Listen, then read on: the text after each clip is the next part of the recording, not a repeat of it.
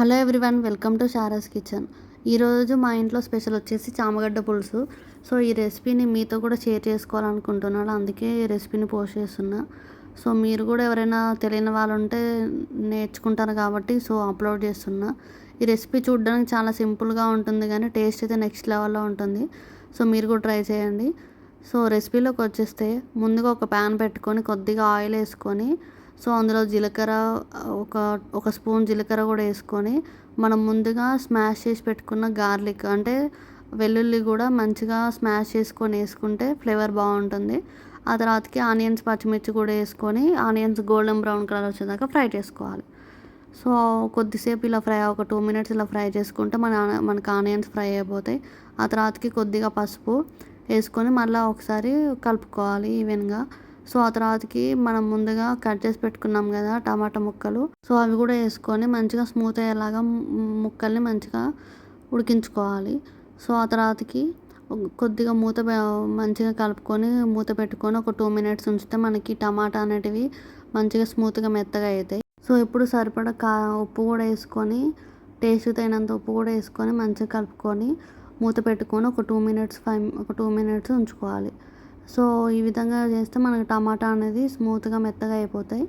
So ఈ విధంగా చేసినాక మళ్ళీ ఒకసారి కలుపుకొని ఇప్పుడు కొద్దిగా కారం, టేస్ట్కి తగినంత కారం కూడా ఒక స్పూన్ అలా కారం కూడా యాడ్ చేసుకొని మళ్ళీ మనం ఉడకబెట్టి ఉంచుకున్నాం కదా చామగడ్డ దుంపలు, సో అవి కూడా వేసేసుకొని ఈ మసాలా అంతా చామగడ్డ ముక్కలు పట్టేలాగా మంచిగా కలుపుకోవాలి.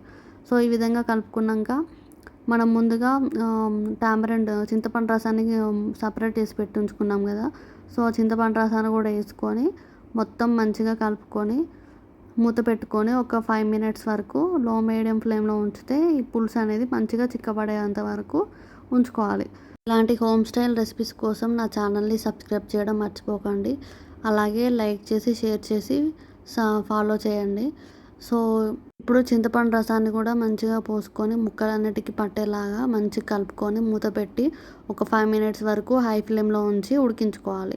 సో పులుసు అనేది చిక్కబడితేనే మనకు టేస్ట్ బాగుంటుంది. సో మీరు పులుసు ఒకవేళ చిక్కగా అయితే కొద్దిగా వాటర్ కావాలంటే వాటర్ కూడా యాడ్ చేసుకోవచ్చు. సో ఈ విధంగా చూపిస్తున్న విధంగా చేసుకొని మూత పెట్టుకొని ఒక 5 మినిట్స్ హై ఫ్లేమ్లో ఉడికిస్తే మనకు పులుసు అనేది ఉడికిపోతుంది. సో అప్పుడు ఉడికించుకున్న ఎగ్స్ని కూడా వేసుకుంటే ఇంకా టేస్ట్ అనేది బాగుంటుంది. సో ఈ విధంగా వేసుకొని మళ్ళీ మూత పెట్టుకొని ఒక 2 మినిట్స్ వేసి ఇప్పుడు ఒక స్పూన్ ధనియాల పౌడర్ అలాగే ఇంకో స్పూన్ జీలకర్ర మెంతుల పౌడర్ కూడా వేసుకొని మంచిగా కలుపుకొని మూత పెట్టుకొని ఒక 2 మినిట్స్ ఉంచితే మనకి పులుసు రెడీ అయిపోతుంది. సో ఇప్పుడు గార్నిష్ కోసం కొరియాండర్ లీవ్స్ కూడా వేసుకుంటే మనకి చామగడ్డ పులుసు రెడీ అయిపోతుంది. ఇప్పుడు దీన్ని వేడి వేడి అన్నంలోకి సర్వ్ చేసుకొని తింటే నెక్స్ట్ లెవెల్లో ఉంటుంది టేస్ట్ అయితే. సో మీరు కూడా ట్రై చేసి ఎలా వచ్చిందో నాకు మెసేజ్ చేయండి. నా వీడియోస్ మీకు నచ్చితే లైక్ చేసి షేర్ చేసి సబ్స్క్రైబ్ చేయడం మర్చిపోకండి.